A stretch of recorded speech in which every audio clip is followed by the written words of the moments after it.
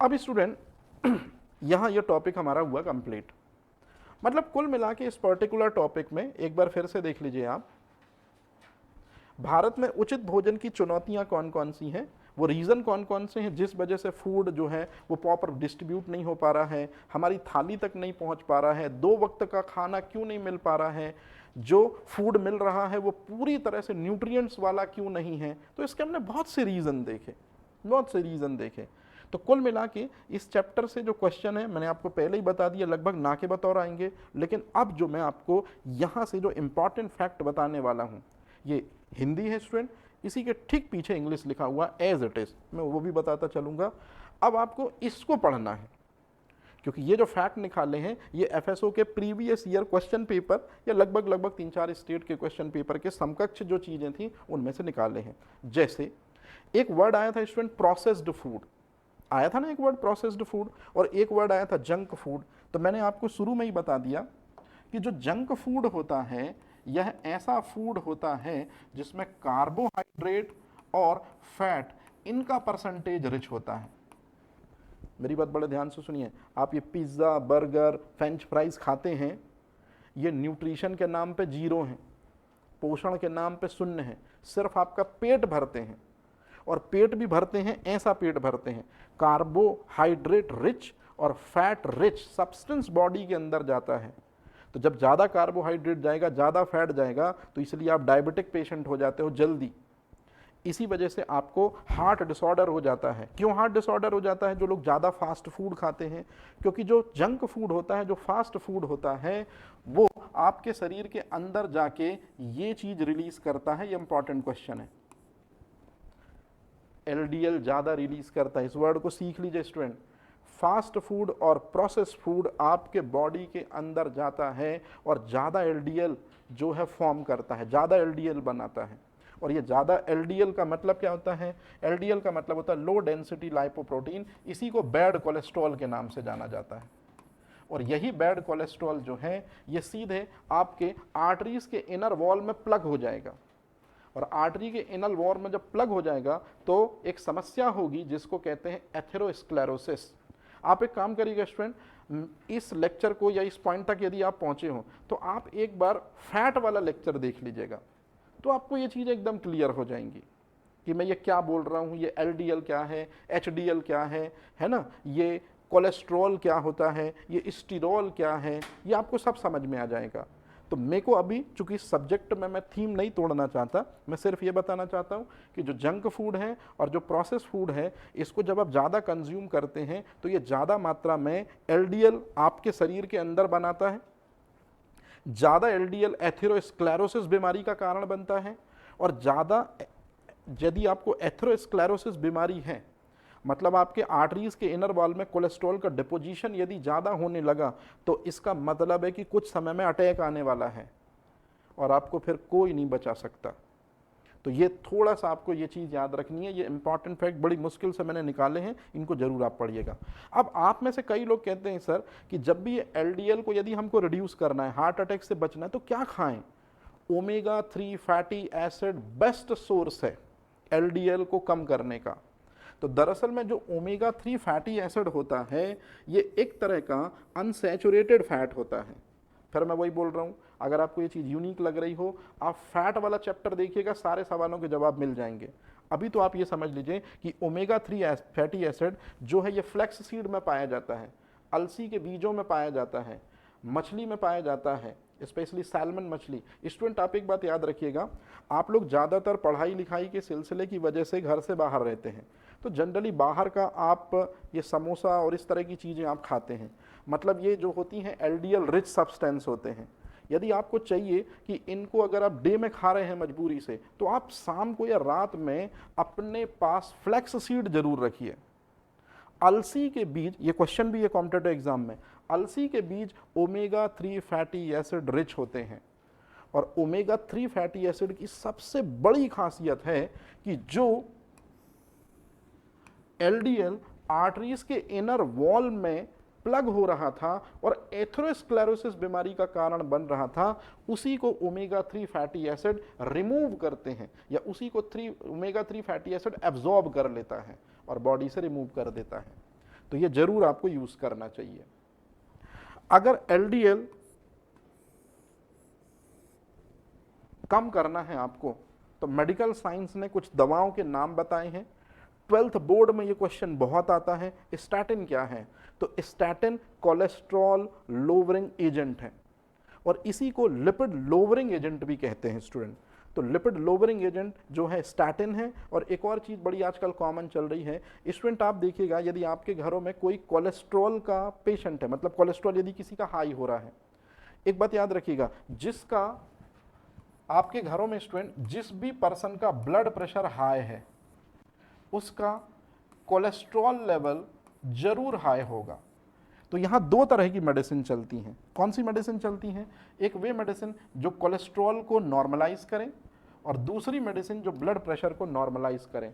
तो जो मैंने ये वर्ड लिखा है ना स्टूडेंट, स्टैटिन और ये एटोरवास्टेटिन, ये दोनों के दोनों ये वाली मेडिसिन है, कोलेस्ट्रॉल लोवरिंग एजेंट है। ये कोलेस्ट्रॉल को कम करती हैं, ध्यान रखिएगा। अब कभी भी अगर आपके घरों में यदि कोई हार्ट पेशेंट है और आपने देखा कि एटोरवास्टेटिन की मेडिसिन है वो, तो आप तत्काल समझ जाइएगा कि जो सबसे खतरनाक कोलेस्ट्रॉल है जिसको एलडीएल कहते हैं। अच्छा स्टूडेंट, कोलेस्ट्रॉल दो टाइप का होता है, एक एलडीएल एक एचडीएल।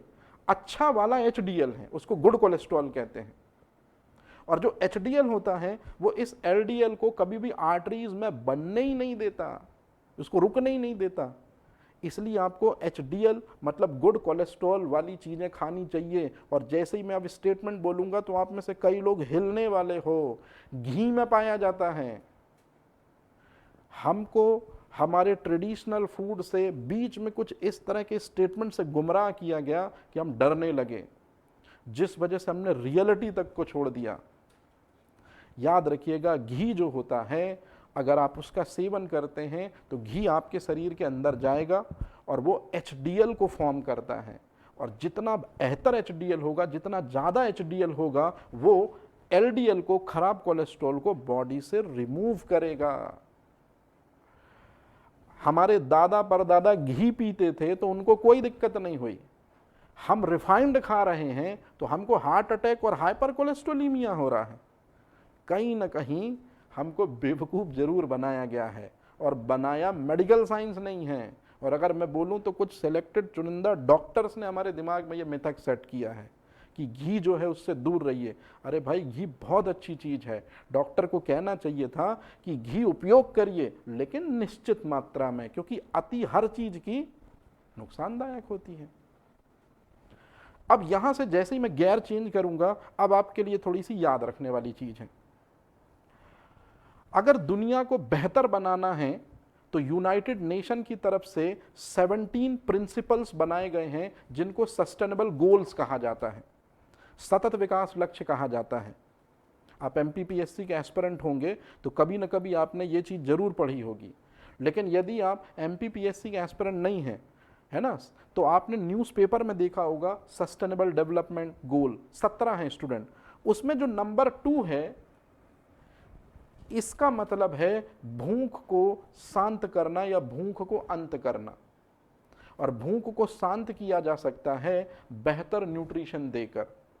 तो याद रखिएगा, अब चूंकि ये भूख ये न्यूट्रिशन से जुड़ा हुआ है तो इसी वजह से एफएसओ इसको पूछ सकता है, नहीं पूछा है कि सस्टेनेबल डेवलपमेंट के किस गोल में न्यूट्रिशन आता है। आंसर है सेकंड।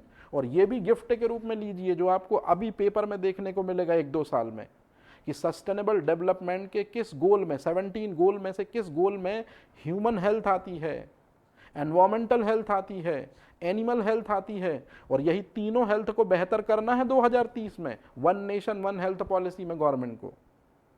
तो ये चीज़ आपको ध्यान रखनी है कि स्वास्थ्य कल्याण जो है वो सस्टेनेबल डेवलपमेंट का गोल नंबर 3 है। ये 2-3 ऐसे ही नहीं लिखे स्टूडेंट, सस्टेनेबल डेवलपमेंट के टोटल 17 गोल हैं।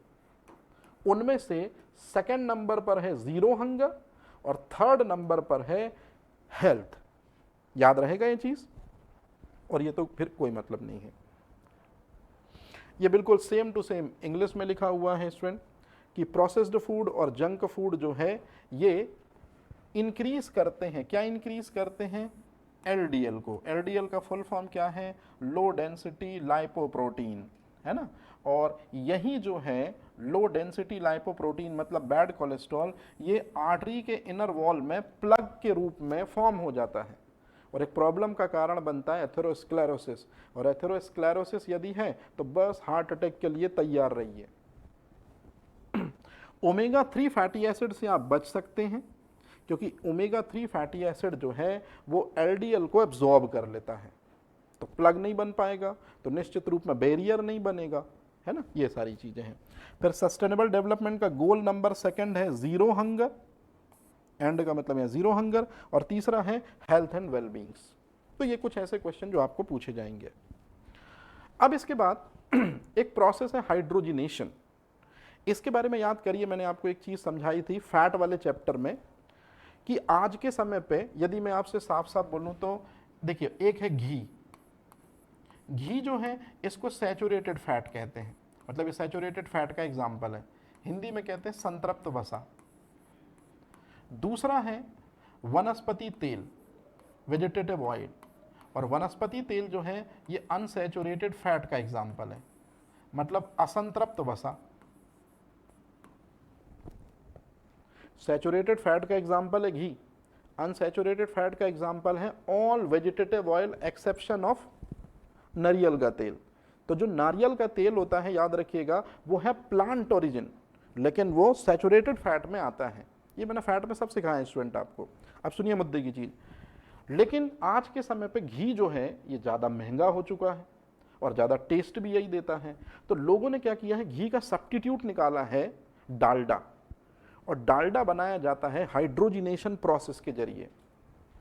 किया क्या जाता है स्टूडेंट कि जो वनस्पति तेल होता है मतलब अनसैचुरेटेड फैट जो होता है, असंतृप्त जो वसा होती है, अनसैचुरेटेड जो फैट होता है, यदि उसको हमको इसमें बदलना है, किस में बदलना है? डालडा में बदलना है। तो बस हमको करना क्या है कि जो वेजिटेटिव ऑयल होता है इसमें हम हाइड्रोजन ऐड कर देते हैं। इस वजह से इस प्रोसेस को कहते हैं हाइड्रोजिनेशन, मतलब ये चीज ऐड कर देते हैं। और इस प्रोसेस में कैटलिस्ट यूज करते हैं जो एमपीपीएससी प्रीलिम्स पूछ चुका है। अब एफएसओ शायद पूछे या ना पूछे वो उसकी रिस्पॉन्सिबिलिटी है, लेकिन चूंकि न्यूट्रिशन से रिलेटेड था इसलिए मुझे बताना था। अब सुनिए आप वो चीज़ जो मैं आपको सिखा रहा हूँ, और इसी चीज़ पर बेस ये जो आप लाइन देख रहे हैं या जो लाइन ये पढ़ रहे हैं ये लास्ट ईयर का एफएसओ का क्वेश्चन है। दरअसल में होता क्या है स्टूडेंट कि जो वनस्पति तेल होते हैं मतलब वेजिटेटिव ऑयल जो होते हैं, उनमें जब हाइड्रोजन अप्लाई की जाती है या हाइड्रोजन डाली जाती है और साथ में कैटलिस्ट हम यूज़ कर लेते हैं निकेल, तो जल्दी बन जाता है डालडा। ये डालडा जो है इसे हम ट्रांस फैट कहते हैं।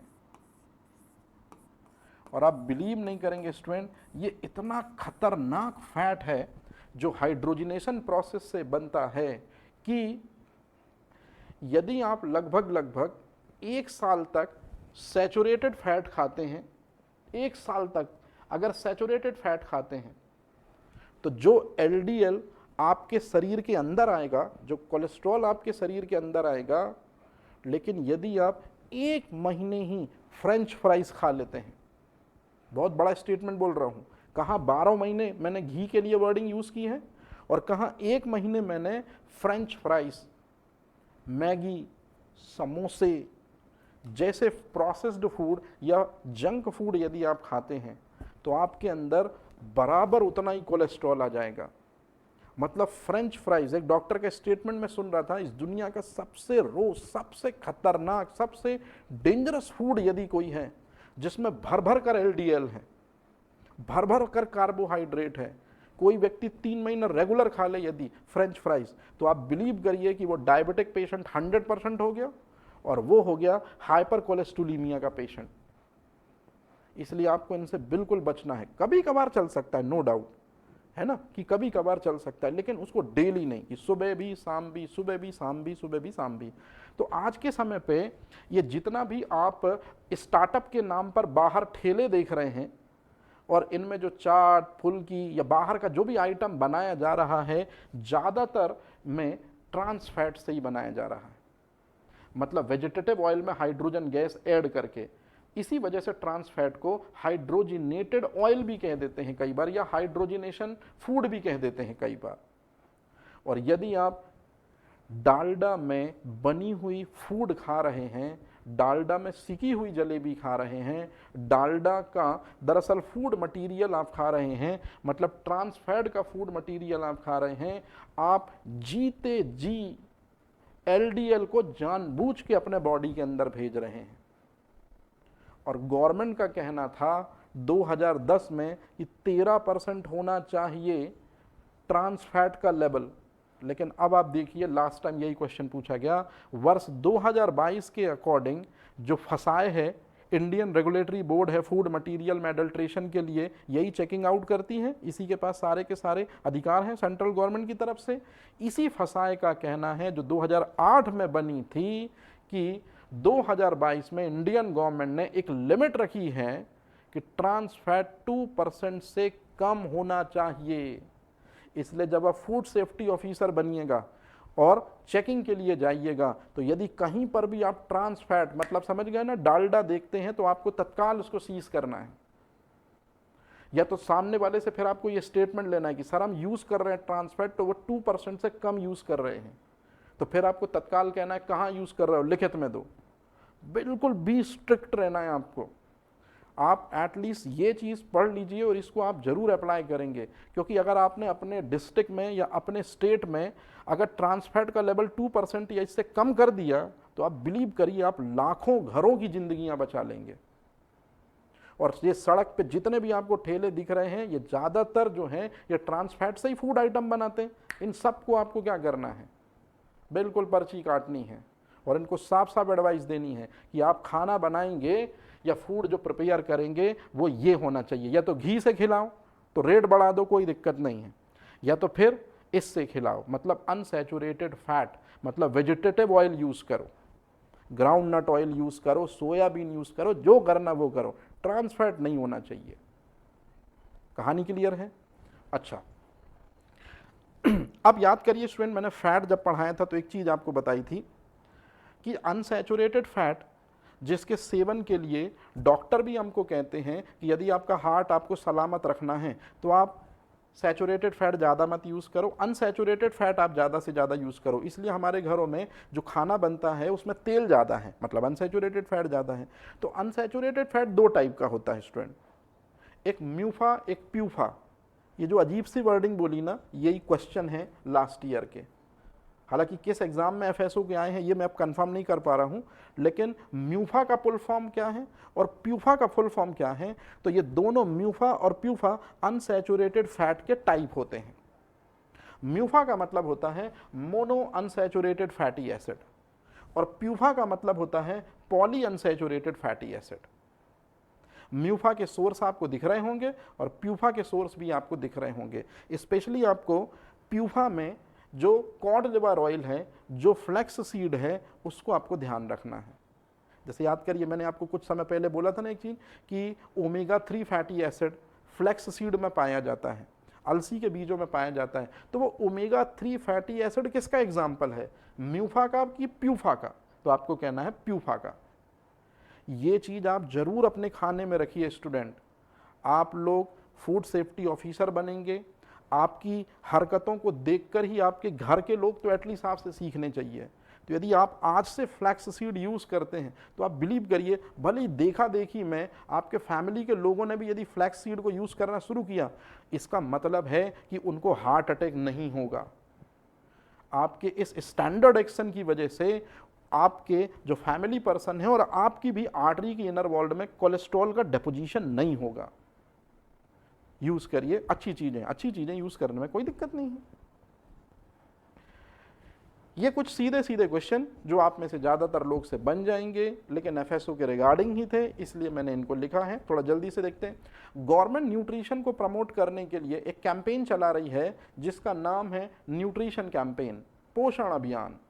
इसी को आज के समय पे उन्होंने नेशनल न्यूट्रिशन मिशन कर दिया है। और राष्ट्रीय पोषण मिशन कब शुरू हुआ था स्टूडेंट? 8 मार्च 2018 को शुरू हुआ था।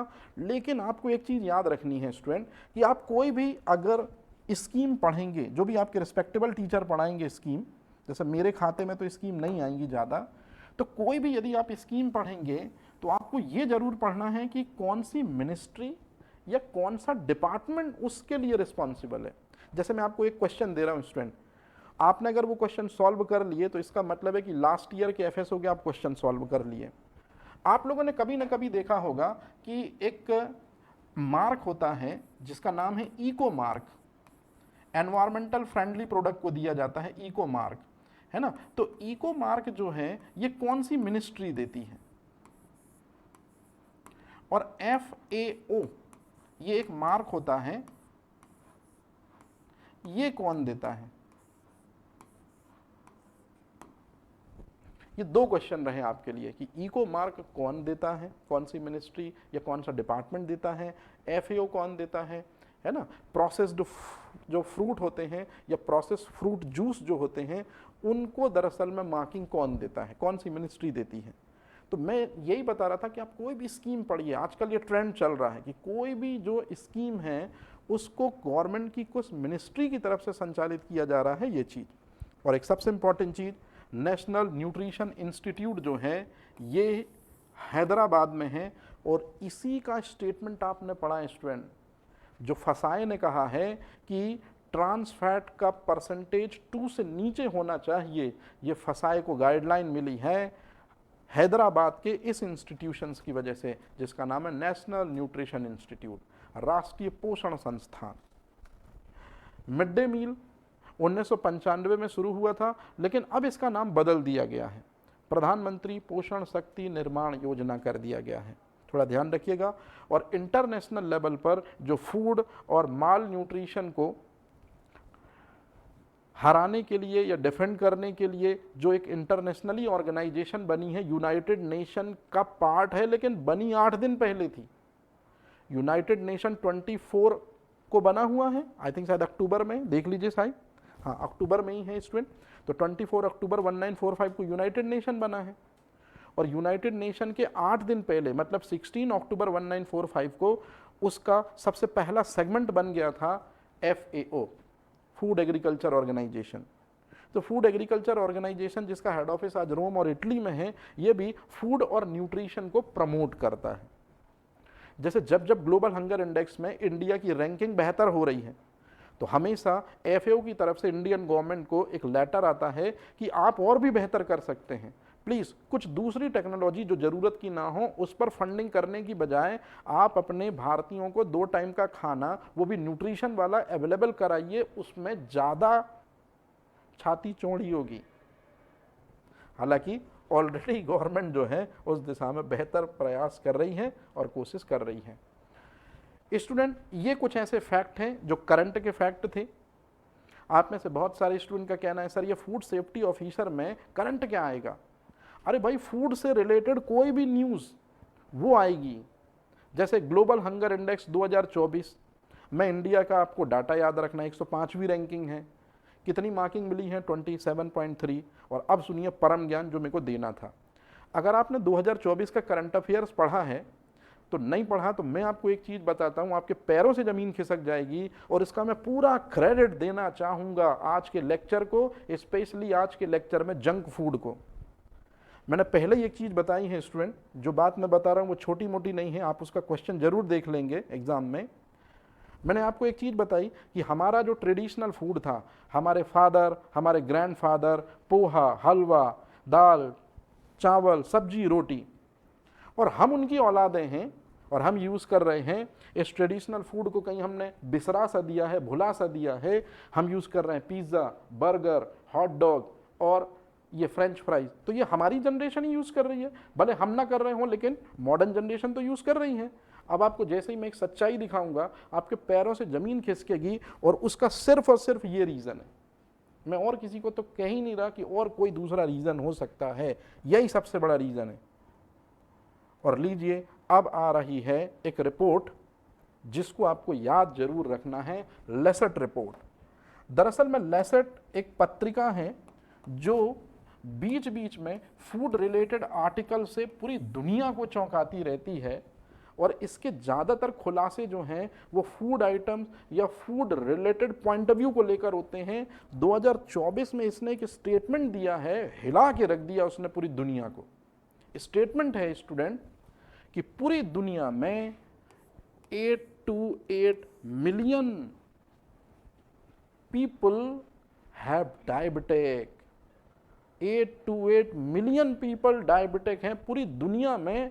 और मजेदार बात तो अब आ रही है कि इसका लगभग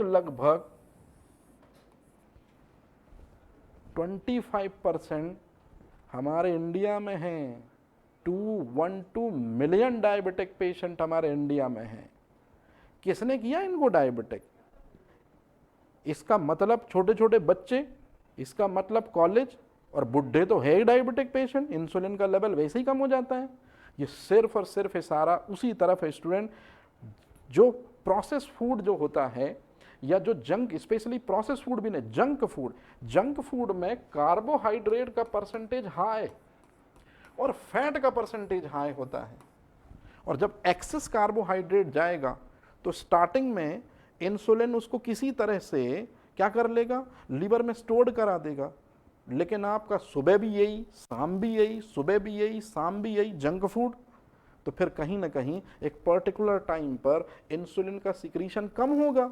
और इंसुलिन का सिक्रीशन पहले आपने देखा होगा बुढ़ों को ही डायबिटीज होती थी, 40-50 में होती थी डायबिटीज, क्योंकि यहां तक आते आते इंसुलिन कम होता था। अब बच्चा शुरू में ही हाईली कार्बोहाइड्रेट रिच फूड खाना शुरू कर देता है, 5वीं 6वीं है ना, 6th 7th 8th क्लास से या 5-6 साल की एज से, तो रह कर 10 से 12 साल में नेचर द्वारा दिया गया जो पेंक्रियाटिक इंसुलिन है वो खत्म होने लगता है या कम पड़ने लगता है, तो बस डायबिटिक। बहुत बड़ा डाटा है स्टूडेंट, 212 मिलियन लोग इंडिया में डायबिटिक हैं। और ये आपको शायद प्रॉब्लम दिख रही है, मेरे को तो ये सोल्यूशन दिख रहा है। यदि आपका दिमाग 1% लोगों का भी थोड़ा करिस्तानी में जा रहा हो, तो क्या आप इस इंडियन डायबिटिक पेशेंट में से 50% ऑडियंस को टारगेट करके कोई ब्रांड एंड चूरन उरन ला सकते हो? और चूरन लाने में आपको पैकिंग वैकिंग थोड़ी बढ़िया करनी होगी। और इतना बड़ा मार्केट है, आधी लोगों ने ही सेल आउट कर लिया तो एफएसओ से ज़्यादा कमाओगे। मैं आपको पढ़ाई के साथ साथ में कुछ ऐसे क्रिएटिव आइडियाज़ भी दूंगा जिनसे न केवल आप क्या कर सको, अपनी लाइफ को बेहतर बना सको, बल्कि एक पूरी की पूरी ड्रामेटिक और क्रिएटिव हिस्ट्री बना सको। तो इसी उम्मीद के साथ कि यदि आप पढ़ाई करो तो आपका कुछ ना कुछ बेहतर तो हो ही जाए, लेकिन यदि आप ना पढ़ पाओ बेहतर, तो ऐसे यूनिक आइडियाज़ और डिफरेंट स्कोप के सेक्टर भी मैं आपको दिखाता रहूँगा, जहाँ आप थोड़ा अपने और अपने फ्रेंड की हेल्प से बेहतर जो है वो पा सकते हो। तो इसी उम्मीद के साथ कि ये चैप्टर आपको हुआ होगा क्लियर और चीज़ें आई होंगी समझ में। अब ये जो लास्ट पेज है इसको हम नेक्स्ट वाले टॉपिक में, जब स्पेशली हम न्यूट्रिशन वाला टॉपिक डिस्कस करेंगे, तो फैट में ये मैंने ऑलरेडी बताया है कि कुपोषण के या माल न्यूट्रिशन के वो कौन से स्वरूप हैं जिनके जरिए हमको पता चलता है